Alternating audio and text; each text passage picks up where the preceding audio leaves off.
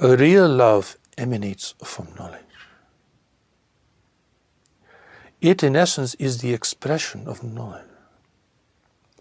When knowledge moves you to do something, perhaps something you were never planning to do, something you don't understand, something that flies in the face of your plans and goals and ambition, this expresses love, because you are expressing the will of God, which is the love of God.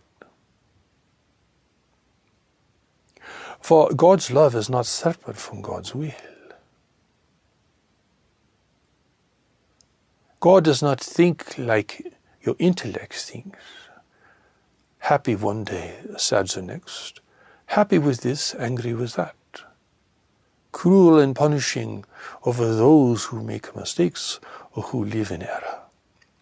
This is not God.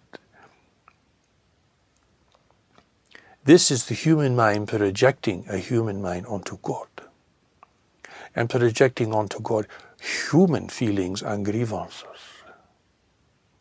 It is all a projection of the human mind.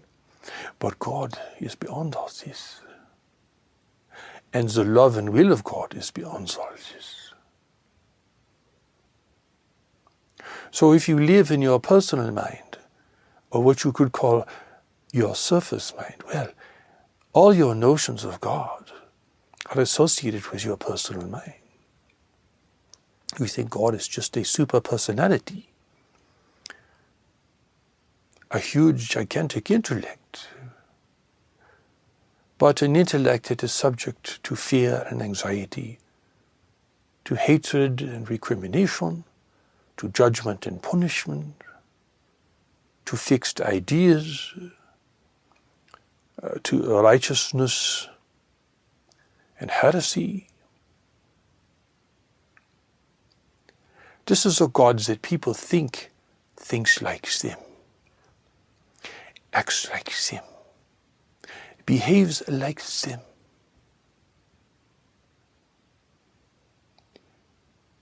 But when you think about what God really is, well, God of the greater community, God of all intelligent life in the universe, certainly a God of the universe, of the greater community, cannot be conditioned by human beliefs, human attitudes, human emotions, human social conventions, and all of the petty things that keep humanity in a primitive and undeveloped state.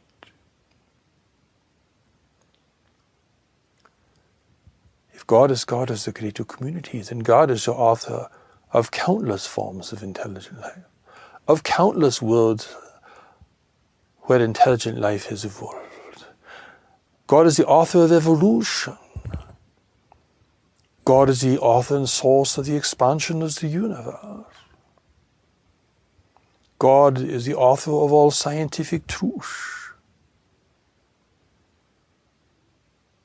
God is the creator of countless races of beings who do not look like you, think like you, or have your value system. God is the author of nature, which functions within the world and beyond the world, and within all worlds in this universe and beyond. At all levels of manifestation. This is a God so great that it transcends all theological ideas, religious systems of belief, religious organizations.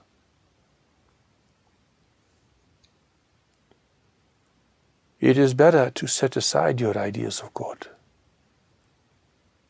and to follow what God has placed within you to follow. To see what God has placed within you to see, to hear what God has placed within you to hear. Only here can you experience God and experience your relationship with God. And ultimately, if you are successful in following the power and presence of knowledge within yourself, you will discover God's will for you in this life, in this world at this time.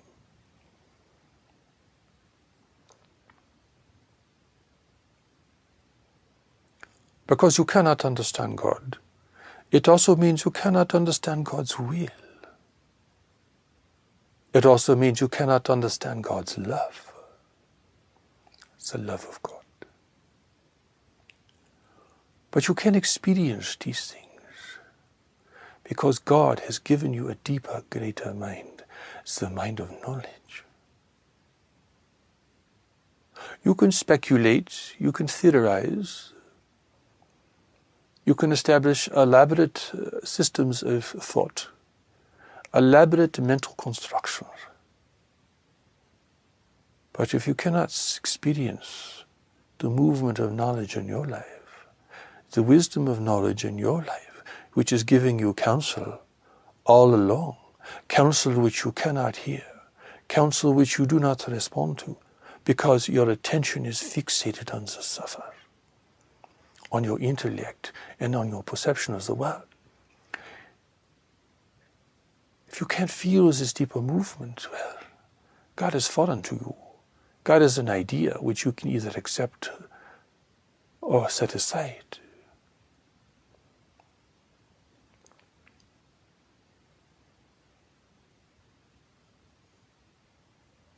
God has placed an expression of God's will and love within you, deep within you, deep beneath the intellect. A will and love you cannot control, you cannot dominate, you cannot use it to gain wealth, power, or influence. You can only submit it, you can only follow it and learn from it.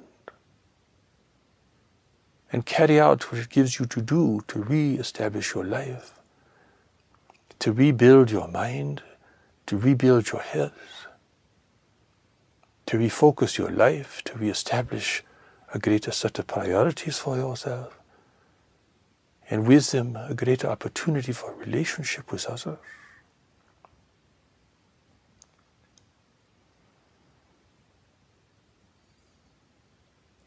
It is this greater love that is so far beyond and distinct from the love you hear about in conversation. People say, I love this, I love him, I love her, I love this food, I love this place, I love your dress, I love nature, I love the woods, I love the ocean. Real love is something beyond all these. The real love that moves you to give your life, that refocuses your life, that tells you you are in error, that confronts you with the fact that your life has been misspent and you are trying to take it in a direction which is not its true direction. This is love. The love that keeps orienting you towards your greater purpose for coming into the world, regardless of your plans and goals. The love that does not change, the love that does not adapt to your wishes. This is the love.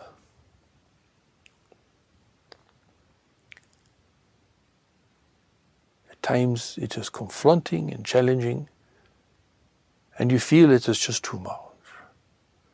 And at times it is comforting and reassuring. And you welcome it and are so glad it exists, that it is true.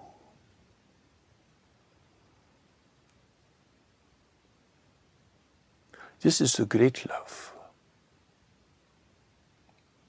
The love of God and the love of God that has been placed in you, in knowledge within you, in the deeper mind within you.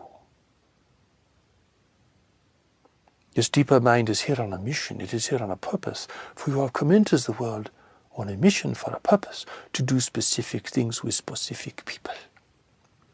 And knowledge within you is trying to take you there, aim you in the right direction, so you can make your rendezvous with these certain individuals and to find the circumstances, the environment, where your greater purpose can emerge, can be activated.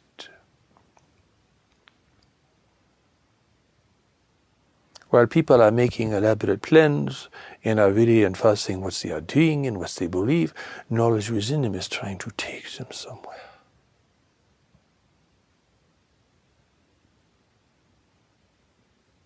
Therefore, never think that people are always in the right place, doing what they should be doing. It's not true. It's just an excuse. It's kind of a way that people say to make things okay, to make things all right. When in fact their life is miscast. They are not where they need to be. They are functioning at a level that does not represent their greater purpose for coming here. Or they are circumscribed by poverty or political oppression, where they are locked in place and cannot find another way.